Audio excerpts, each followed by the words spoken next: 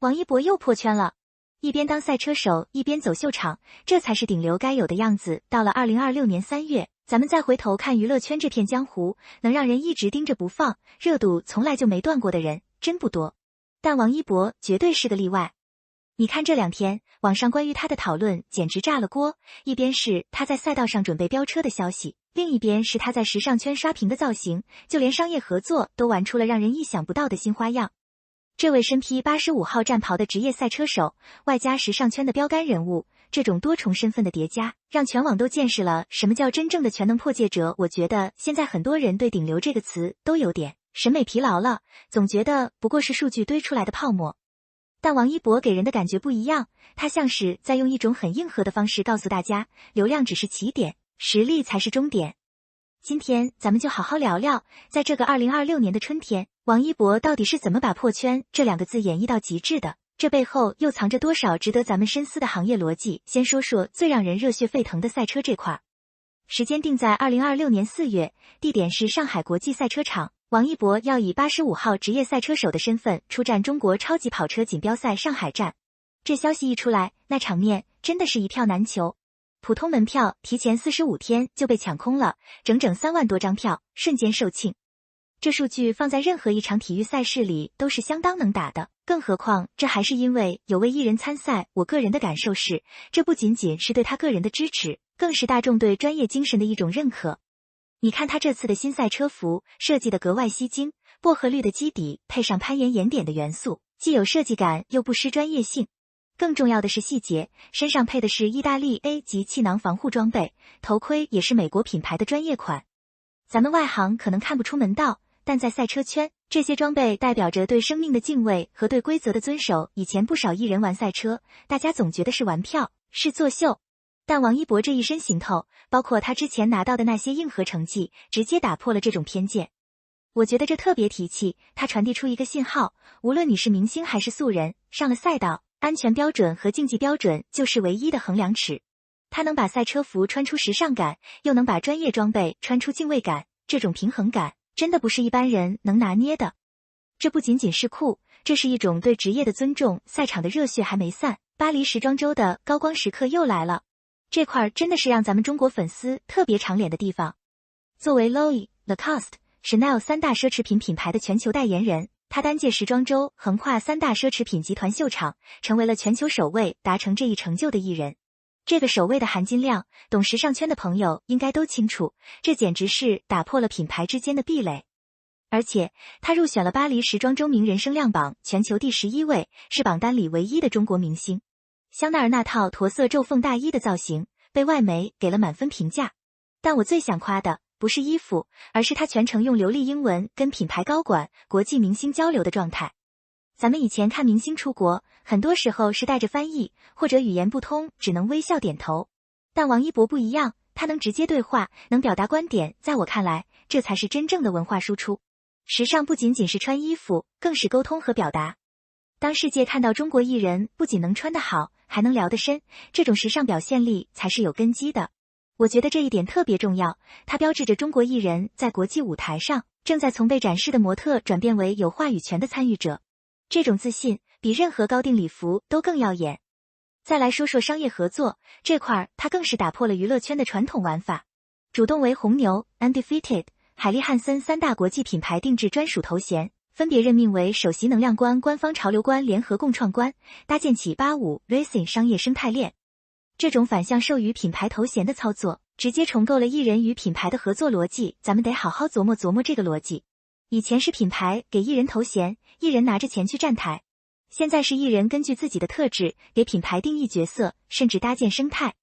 网友直呼这才是顶流该有的商业话语权，我觉得这话一点不假。这说明王一博已经不再是一个简单的流量载体，他变成了一个商业节点。他把自己的热爱赛车、潮流、户外变成了商业价值，然后反过来赋能品牌。这种操作，说实话，在业内是非常超前的。它意味着艺人对自己的人生规划有了绝对的掌控权。我个人的看法是，这其实是艺人职业化的一种终极形态。当你能定义品牌的时候，你就不再是被选择的对象，而是规则的制定者。这对于整个娱乐产业的商业模式都是一个很大的启发。以后说不定会有更多艺人效仿这种共创模式，而不是单纯的代言。当然，高光背后肯定也有不和谐的声音。最近网上冒出个井号王一博浏览 CP 粉动态井号的恶意话题，想解读他的日常行为，搞点花边新闻出来。这种套路咱们见多了，就是想蹭热度。但这次不一样，大象新闻等权威媒体第一时间介入核实，证实是不实信息。工作室也迅速发声，强调他始终专注于赛车、时尚、影视等事业发展。一场风波在事实面前迅速平息，这件事给我的感触挺深的。在现在的网络环境下，想黑一个人太容易了，随便截个图、编个故事就能带节奏。但王一博团队的处理方式很硬气，直接用事实说话，不拖泥带水。我觉得这反映了一种心态，专注。当一个人把所有的精力都放在打磨作品和竞技上时，他其实是没有时间去理会那些无聊的八卦的。这也提醒了咱们吃瓜群众，有时候眼睛看到的未必是真相。在信息爆炸的时代，保持一份理性，多关注作品，少窥探隐私，可能才是对艺人最大的支持。王一博用他的行动证明了，清者自清，实力才是最好的辟谣工具。这种定力在浮躁的娱乐圈里真的挺稀缺的。其实咱们冷静下来想想，王一博之所以能在多个领域做到顶尖，靠的绝对不是运气，而是日复一日的专业深耕。赛车方面，从2019年亚洲公路摩托车锦标赛 D 组冠军，到2024年 GT 短程系列赛珠海站 GT3 组冠军，再到组建个人车队征战 China GT， 每一次都用实力打破艺人玩票的质疑。这时间线拉得很长，长达7、8年，这得需要多大的毅力。影视方面就更不用说了，陈情令让他跃升顶流，但这只是开始。追风者创下央视收视峰值 2.664%， 热烈无名也拿下金鸡奖提名。和 Discovery 合作的纪录片《探索心境》拿了美国泰利奖金奖，带动攀岩装备销量增长 47%。春晚街舞闪耀动起来，火遍全网，从幼儿园到红领巾少年都在翻跳。我每次看到这些数据，都会忍不住感叹，这人是不是不知疲倦的？从摩托车到汽车，从电视剧到电影，从纪录片到舞台，每一个领域他都要做到极致。我觉得这背后有一种匠人精神。很多人红了之后会选择躺平，或者疯狂变现，但王一博选择的是继续死磕。这种对专业的敬畏心，才是他能长红这么多年的根本原因。咱们在职场上也一样，不管在哪个行业，只有把本事练到家了，才不怕风浪。社会责任他也没落下。作为野生救援公益大使，拍穿山甲保护纪录片《寻护者》，带动超100万人签署保护承诺。巴黎奥运火炬传递时俯身拾国旗的举动被新华社点赞，还演唱了15运会会歌，气势如虹。抗战胜利85周年主题曲《共鸣此刻》等30余首正能量歌曲。说实话，看到拾国旗那个画面，我心里真的是暖了一下。这不仅仅是一个动作，这是一种本能的爱护。很多细节最能体现一个人的修养。他利用自己的影响力去推动公益，去传播正能量，这比单纯捐多少钱更有意义，因为他带动的是粉丝，是大众的意识。业内专家说，王一博的成功核心在于跳出了流量依赖的怪圈，用专业实力筑牢根基，用商业创新掌握主动权。我特别认同这个观点。流量是流动的，今天可能在你这儿，明天就去别人那儿了。但实力是长在自己身上的，谁也拿不走。王一博的成功路径，其实给现在的年轻艺人树立了一个很好的榜样。不要总想着怎么蹭热度，要想想自己有什么拿得出手的本事。从职业赛车手到时尚标杆，从顶流艺人到商业创新者，他用实力打破了行业偏见，用热爱守住了初心。写到这里，我忍不住想总结一下。2026年的王一博已经不仅仅是一个名字，它更像是一个符号，代表着一种不设限的人生可能性。它告诉我们，你不必被标签定义，你可以既是演员又是车手，既是偶像又是商人。关键在于，你是否愿意为了每一个身份付出100%的努力。咱们普通人可能成不了顶流，但王一博的这种生活态度是值得借鉴的。找到你热爱的事情，然后死磕到底，把它做到专业，做到极致。